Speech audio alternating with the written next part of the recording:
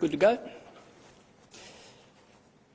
7 years ago, the Premier and her government were elected on a platform of being open, accountable and transparent. The fourth week of January 2022 will be remembered as the week that promise died. In its third term, after 7 years, the government has given up on accountability. These are the actions of dodgy, rotten governments.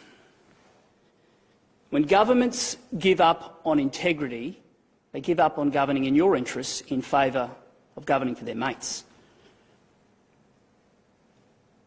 The last week has been the darkest chapter for integrity in this state's history in 30 years. The government has lost its three most senior integrity figures, and the allegations and the call for actions as they walk out the door are damning, and they must be listened to.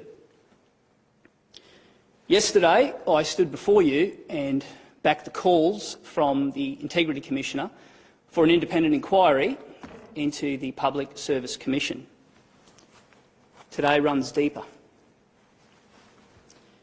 The allegations from the State Archivist paint a picture of systemic corruption within the Queensland Government and a culture of cover-ups reigning supreme. I have today written to the Premier demanding a Royal Commission, or as we know them here in Queensland, a Commission of Inquiry into corruption throughout the Queensland Government. Anything short of a Royal Commission doesn't cut it. Only a Royal Commission will get to the bottom of the corruption that is running through the government. Queenslanders will be familiar with this document. It's the Fitzgerald Report. It led to a reform in the way that government needs to be conducted in this state. The Premier has no other option after the biggest blow to our state's integrity in over 3 decades to launch another one. Queenslanders deserve a Fitzgerald inquiry 2.0. Over to you, Fiona.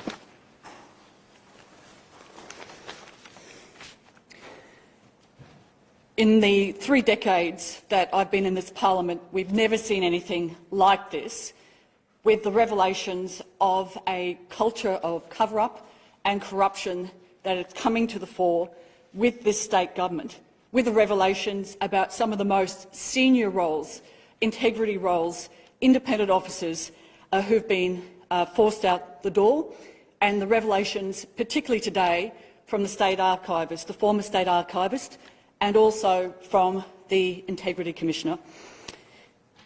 We've never seen anything like this in the last 30 years, where you've got senior officers of the Parliament, of the institutions of Queensland, who are speaking out about how they spoke up about issues and held the government to account, and they've been forced out the door.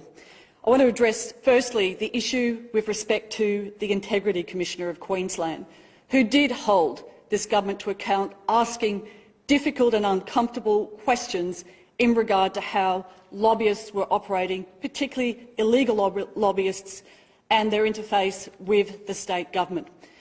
We saw a situation where her office was then raided, a laptop was taken and emails disappeared. We've seen a situation in regard to turmoil with the CCC chair, and this situation where this institution now also is without a leader. The situation with the State Archivist is something that we've been prosecuting over the last 18 months, 2 years, as we were hearing stories about the pressure that had also been brought to bear on this role. Why the State Archivist matters is this person, this role, is tasked with keeping the public record, the Public Record Act. It's important for anybody who is seeking to understand how decisions of government are made. It's important to journalists who are putting in right to information requests, and the documents that by law should be kept that form the decisions and underpin the decisions of government. And the former state archivist also stood up to this government and asked some very difficult questions, particularly in regard to emails that this state government wanted to keep secret, that were kept on private email servers and did not want to see the light of day under the state government. We now see revelations where the state archivist stood up and tried to get legal advice about how to prosecute and to take majorly serious issues further, and was interfered with by this state government. These allegations that are now surfacing publicly from the former state archivist, in their own words, is a bombshell that can't be swept under the carpet. But this state government has sought to do that each step of the way when issues have been raised. There is a system or systemic culture of cover-up, and often it's the cover-up that will get governments, and particularly when they seek to subvert the course of law and force out some of the independent officers who are seeking to do their role under the law. This dirty, rotten government has had 7 years and have now decayed, where the decisions that they are taking are not in the interest of Queenslanders. Dodgy, rotten governments raid the offices of Integrity Commissioner and wipe laptops. Dodgy, rotten governments pressure the person in charge of keeping proper government records, who dared ask questions about the use of private emails for government business, and then push him out the door. Dirty, rotten governments rig polls to name our hospitals. Dirty, rotten governments oversee a culture where deputy premiers think they can get away with buying homes near train stations that the government hasn't built yet. Dirty, rotten governments allow youth crime to run rampant unchecked. Dirty, rotten governments ignore the needs of small businesses in the hour of need. Dirty, rotten governments rig the electoral system for their own gain.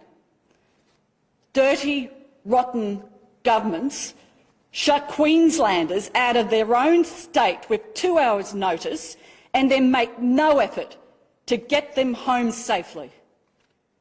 Dirty, rotten governments parade sham inquiries into the issue of our hospitals and our building and construction watchdog. Dirty, rotten governments allow our health system to slide into crisis where Queenslanders are dying, waiting for ambulances. Dirty, rotten governments allow infrastructure projects to blow out by hundreds of millions of dollars and blame everyone else for the waste of taxpayers' money except themselves. Dirty, rotten governments hide behind commercial and confidence deals to release how it's spending taxpayers' money. Dirty, rotten governments no longer care about integrity. Dirty, rotten governments no longer govern in your best interests. When you have some of the most senior independent public servants who are speaking out about how their role was interfered with by this government, how that must make it feel for honest public servants who are trying to do their job, how desperately Queenslanders and those who serve Queenslanders need this Royal Commission to bring out the issues, to have transparency and to have the reform, because Queenslanders deserve better than dodgy, rotten governments that serve themselves and not the people of Queensland.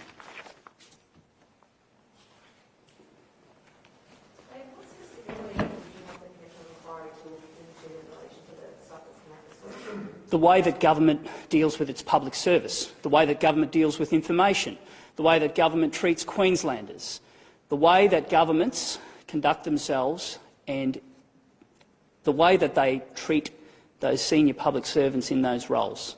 And the allegations that we're dealing with are not minor allegations. No, the Fitzgerald inquiry, and if you reflect on the Fitzgerald inquiry, it shows just how much importance we need to place on the way that government conducts itself. And it goes through everything. It's not just an inquiry into the way the police force was run in those days. It's an inquiry into the way that government ministers conducted themselves, and anything less than that at the moment is a cop-out. This is a dark week in Queensland's history. And if the Premier values accountability and transparency as she once did, she has no other option. A half-baked inquiry where the government will do a terms of reference on its own and appoint a favourable person to try and buy some time, that ain't going to cut it with Queenslanders. This has been a damaging week, not just for the government, but for Queensland. We thought we were past this, and the revelations that have come out this week are damning. And, by the way, they're not things that just have fallen out of the sky. You all know we were asking these questions during estimates. We've been pursuing this. But the bravery of these senior public servants to stand up as they're going out the door, that's the sort of stuff that's needed to bring cultural change to a government that's systemically broken. Opposition Leader, do you think it's hypocritical of the government to see what's going on at the moment with their integrity, considering that there's a Queensland journalist on trial for not giving up his sources? When governments give up on integrity, they give up on everyone, and they treat everybody as inferior. And that's what we're seeing. We're seeing a culture where the government has just given up on being the sort of government that they were elected to and the platform they were elected on. And make no mistake, innocent people become collateral damage when that occurs. And the revelations from the State Archivist today, that's a brave statement. What do you put it down to? In its third term, the government doesn't believe that it has to answer to Queenslanders. And there's been a lot of times that there's been questions asked about important issues, things that matter to Queensland, and Fiona raised them. Youth crime means a lot if you're the one who's had your car stolen, you can't go to work. Not having a road and being stuck in traffic, that means a lot to people. But yet every time there's an issue like that, the Premier has used the last couple of years to say that she's dealing with a pandemic. Pandemic's really important, but so is integrity. And this was once one of her platforms. And anything short of a Royal Commission today shows that she's walking away from it. And if she's got nothing to fear, she'll launch an inquiry on behalf of every single honest Queenslander, because what's happened in the last week has trashed the reputation not just of the government, but of this state, because Queenslanders thought we were better than this. We thought this was in the rear vision mirror. Anything short of Fitzgerald Inquiry 2.0 is a cop-out, and it needs to look at every element of the way that the government conducts business, because this is a dodgy, rotten government, and in its third term it's given up on being accountable to Queenslanders. Essentially, the former State Archivist said that impartial public service is career suicide. Isn't impartial public service what Queenslanders should expect from their public service? It's what they deserve and what they demand. And I can tell you integrity means something to me. When I named a Shadow Minister for Integrity, that wasn't mirroring what the government had. When I named a Shadow Minister for Customer Service, that wasn't mirroring what the government had. When I made a Shadow Minister for Open Data, it's because I want that shared. And you'll see that's the way I will conduct myself. And integrity matters. Transparency matters. And there's never been a Minister for Integrity in Queensland. I look forward to it. I look forward to that minister holding all of us to account. I look forward to public servants being able to go to work and be able to give advice without fear or favour. I look forward to a culture where government is willing to share what it has with Queenslanders, because Queenslanders matter.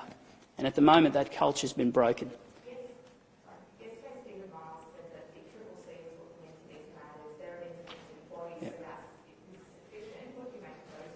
Well, the Deputy Premier should use his standing to walk into the Premier's office and say that time's up. it's time for a full-blown Royal Commission. Anything short doesn't cut it. This isn't just about a couple of issues of individuals. This is about a culture that is systemically battered and broken. And anything short of Fitzgerald 2.0 is a cop-out and a cover-up. And Queenslanders deserve a lot better than that.